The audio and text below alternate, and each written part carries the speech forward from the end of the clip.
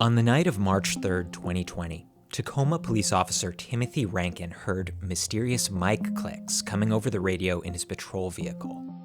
Henry 317. 27. 96 Angels. Rankine told investigators this made him worried that two of his fellow officers, Christopher Shane Burbank and Matthew Collins, were in danger. As we've reported, Rankine is a military veteran, and he said his experiences in combat were on his mind as he rushed to the scene. I was thinking the worst, that Officer Burbank and Officer Collins most likely were either dead or shot. I related their heavy breathing to listening to friends of mine that I lost overseas, their heavy breathing being the last few breaths before they died. We've told you about Rankine before, but it turns out we didn't know all the background. This is The Walk Home. I'm Will James. One of the questions we've had this entire time is, what sorts of experiences and training did police officers bring with them when they encountered Manny Ellis? It's a question we explored back in episode 5. This update is to let you know about some new reporting by a member of our team. Seattle Times investigative reporter Patrick Malone asked for public records from the Washington State Police Academy for any communications with Tacoma police about Rankine's fitness to be an officer. Patrick ended up with a bunch of documents, and one of them describes an incident from Rankine's past we didn't know about before. An incident that adds new context to the events of the night Manny Ellis was killed, and raises questions about police training and hiring practices. Hey, Patrick. Hi, Will. What was your reaction when you opened up the file and saw what was inside it? Oh, I was like, oh boy, because it imparted some very clear red flags about Rankine to the Tacoma Police Department based on his behavior at the academy. This memo Patrick got was written by a trainer at the police academy back in 2018. It describes a training exercise set up like a video game. In this exercise, Rankine and his training partner are in a room with big video screens. On these screens are virtual characters controlled by an instructor. In one simulated scenario, the trainees are supposed to deal with a character verbally threatening people in a park.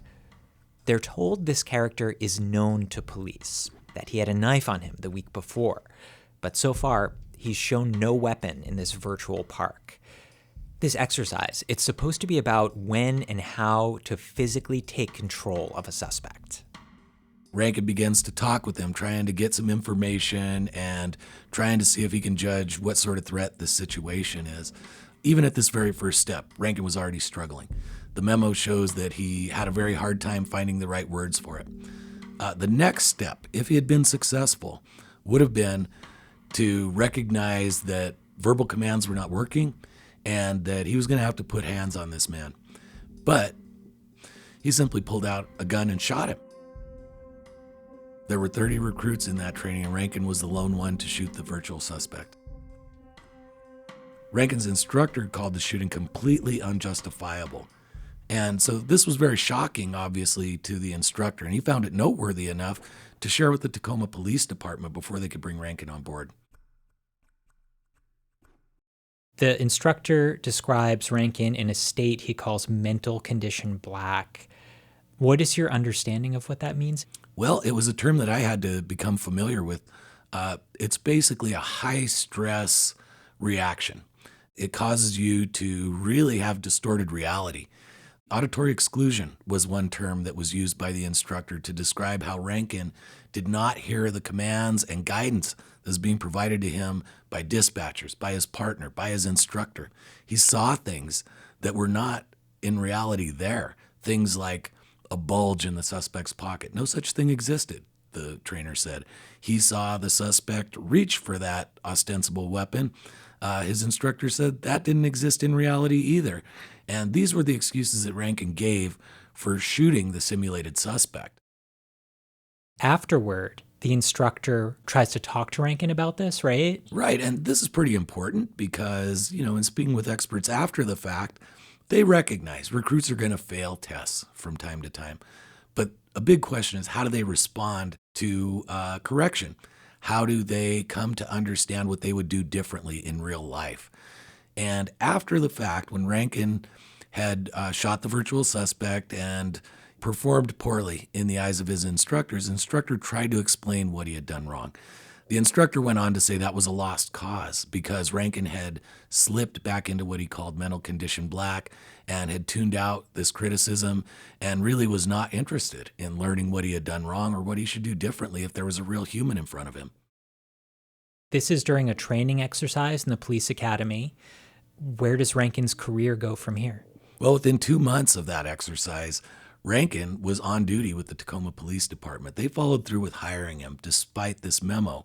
And a spokesperson for the police academy described the exercise where Rankine exhibited this bizarre behavior as more of a non-graded task than a test. So, in the eyes of the academy, this was not the type of behavior that would pose a barrier to him going to work anywhere in the state of Washington. But the two experts that I spoke with, Pierce Murphy, who had been the head of police oversight in Boise, Idaho, and in Seattle for nearly 20 years combined, and Dr. John Violante, a PhD research professor at the University at Buffalo, who specializes in police well-being and has done some deeply researched academic studies, both said that the Academy and the Tacoma Police Department viewed Rankine's poor performance on this test far too narrowly. Both experts said it hinted at an underlying response to past trauma that raised very legitimate questions about Rankine's fitness to perform the job of a police officer.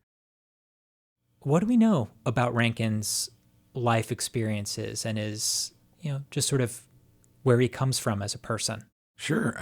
We've pieced this together because Rankine's legal team has not participated in our coverage of this case, not returned phone calls, not wanted to do interviews, and that's often a strategy that defense lawyers choose. But public records and court appearances have shed some light on who he is.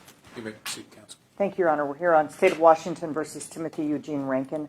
We're here for an arraignment. Mr. Rankine is present on video from the jail, as well as his counsel, Mr. Brian Hirschman. I defy this bench to find, or the state, to find anybody who will say anything about this gentleman other than the fact that he's not just human, he's superhuman. For instance, he was just 13 when he told his parents that because of the terrorist attacks of 9/11, he aspired to join the military. We have some tape of Rankine's prior attorney at his arraignment in 2021 talking about some of these things. He told his parents he wanted to enlist in the United States Army to defend this nation at 13 years of age.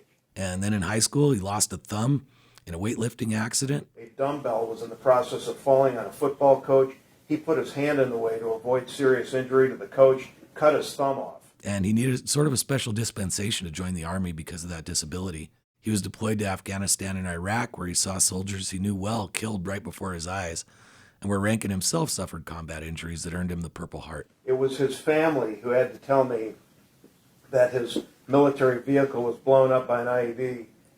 He compressed his spine. He reportedly gave that medal away to the family of a dead comrade. A fallen veteran, a comrade in arms that he lost in a battle overseas defending this country.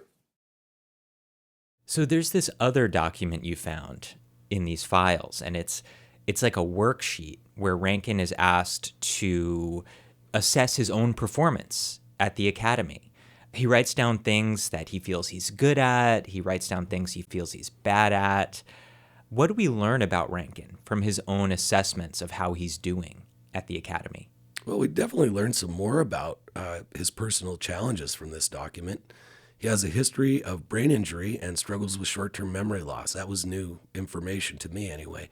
And throughout this sort of self-appraisal, he lingers on the fact that he's seen atrocities and expects his police work to be full of them.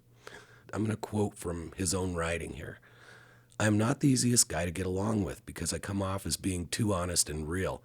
I feel like some of my classmates don't like that because they don't want to think of violence or bad people." So the bad guy trope is a really persistent theme throughout Rankine's personal reflection. Here's another quote from it. "There's no need to be out of shape and give the bad guy more of a advantage." That was another reference to sort of this parallel between combat and police work. All this paints a picture of someone who's really experienced some traumatic events and expects that police work will provide more of the same. so he feels more prepared for these perceived realities than everyone around him.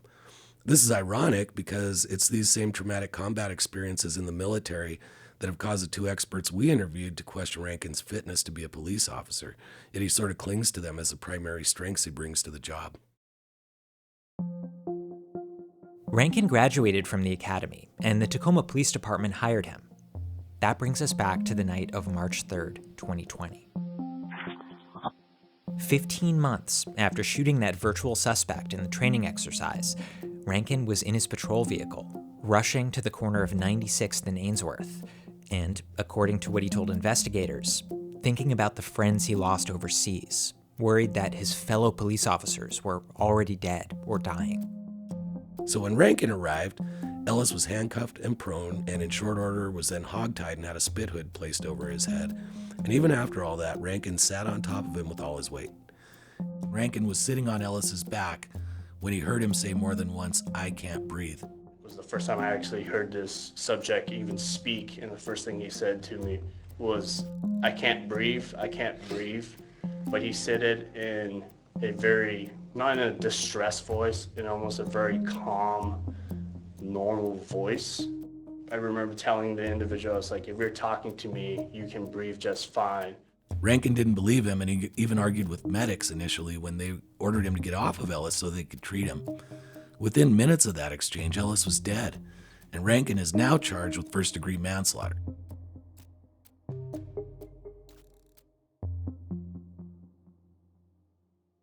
Why does this matter? Why does this training incident matter in the context of the story we've been telling? In a vacuum, which is how the police academy and the Tacoma Police Department sort of viewed this incident, it was noteworthy, but not a barrier to employment as a police officer. But viewing it more holistically, the way Rankine told investigators his military trauma informed his actions on the night that Ellis died, the training incident was highly relevant in the eyes of these experts that I spoke with. It demonstrated that Rankine could fall under the influence of a filter that divorces what he's seeing and hearing from reality. That's what they told me. And this can lead to overreaction, such as treating a civilian in a city you're supposed to protect like an enemy combatant. The experts I spoke with have seen a lot of this. There are a fair amount of people who come back with such traumatic lived experiences that they need more than just a pat on the back before you send them out to be a police officer. The expert that I spoke with from the University at Buffalo said that really mental health hygiene is an area where more police departments are becoming enlightened about the level of screening that they should give, especially to officers who have either been in military combat or are transferring after long police careers, because these are things that just inherently are going to expose you to some really nasty stuff that can really color your mental outlook on the world, can color your perceptions on reality, like they believe happened with Rankine here. But in addition to that, it's becoming increasingly clear, this expert told me, that the best practices are also to keep up this mental health hygiene routinely for police officers, because from one year to the next, they accumulate more traumatic experiences just based on the nature of the job. And so making sure that police officers are mentally well and that they have clear-headed judgment when they encounter someone, whether it's either a threat or in distress, is something that police departments could do a better job of, and some are. Just listening to you talk about this, it makes me think about how this case we've been reporting on, Manny Ellis's killing by Tacoma police, it really is about arguably much more than the split-second decisions by a few police officers over the course of several minutes on one night. It gets at the culture of policing, hiring practices by police, the experiences police bring to the job, who we enlist to patrol our communities. It also makes me wonder, too, what is the relationship between the organizations that train police and the organizations that hire police? Are we checking boxes as we pass these people through the academy, or are we taking every opportunity to look for what might be a red flag that could, at the bare minimum, be either corrected, and if not correctable, that could be a barrier to ever giving someone a badge and a gun? Getting back to the main thing you found, this account of a training incident where Rankine shoots a character on a screen. When you brought that to light, what happened? Did you get any response to that finding? There was a pretty surprising and potent response from the Washington State Criminal Justice Commission at its most recent quarterly meeting in December 2022. The commission directed its staff to draft new language emphasizing its authority to remove recruits from the academy when they exhibit signs of psychological impairment that would interfere with their succeeding as police officers. There was a lot of concern from commission members who believed Rankine would be a quintessential candidate just for that kind of removal. So the commission that certifies police officers in Washington state is on track to more aggressively remove recruits who show these worrisome traits than they were before we told the Rankine story. Thanks a lot, Patrick. Thank you, Will. Rankine's attorneys did not comment on this training incident. Rankine has pleaded not guilty to manslaughter, and his co-defendants, Burbank and Collins, have pleaded not guilty to murder and manslaughter. Their trial is scheduled to start in September of 2023. As we wait for that, we'll keep reporting and updating you here, so stay subscribed. The Walk Home is a collaboration between KNKX Public Radio and the Seattle Times. Thank you for listening.